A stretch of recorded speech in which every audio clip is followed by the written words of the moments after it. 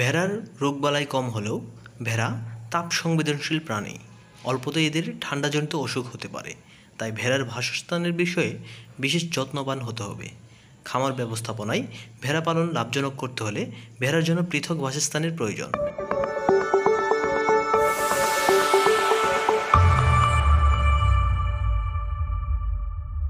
এক্ষেত্রে মাচায় বাসস্থান নির্মাণ করা যেতে পারে।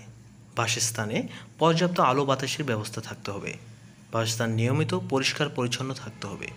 ভেড়ার বাসস্থানের জন্য অন্যান্য যা করণীয়: ভেড়ার জন্য মাচার ঘর সবসময় উপযোগী।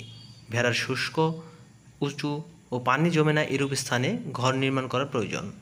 ঘরে প্রচুর আলো বাতাসের ব্যবস্থা ও ঘরের মেঝে সবসময় শুষ্ক ও পরিষ্কার পরিচ্ছন্ন রাখতে হবে। পূর্ব পশ্চিমে লম্বালম্বি এবং দক্ষিণ দিকে খোলা স্থানে ভেড়ার ঘর নির্মাণ করতে হবে। বাসস্থানের অন্য 3 দিকে ঘেরা পরিবেশে থাকবে, যেখানে কাঁঠাল, ইপিলপিল গাছ বা ভেড়াকে গাছের পাতা খাওয়ানো যায় এমন ধরনের গাছ লাগাতে হবে।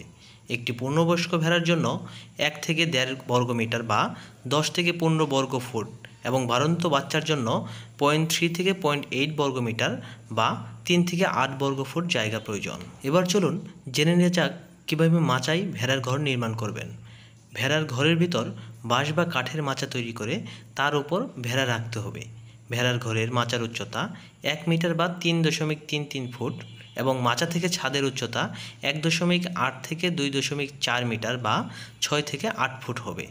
গোবর বা চনা পড়ার জন্য ভেড়ার ঘরের মেঝেতে বাঁশের চটা বা কাঠকে 1 সেন্টিমিটার ফাঁকা রাখতে হবে। মাচার নিচে থেকে সহজে গোবর বা চনা ছড়ানোর জন্য ঘরের মাঝ বরাবর উঁচু থাকতে হবে, যাতে করে 2 পাশে ঢালু রাখা যায়। ঘরের মেঝে মাটির হলে সেখানে পর্যাপ্ত বালি মাটি দিতে হবে। বৃষ্টিতে ভেড়ার ঘরে যাতে সরাসরি পানি না ঢোকে সে ব্যবস্থা নিতে হবে।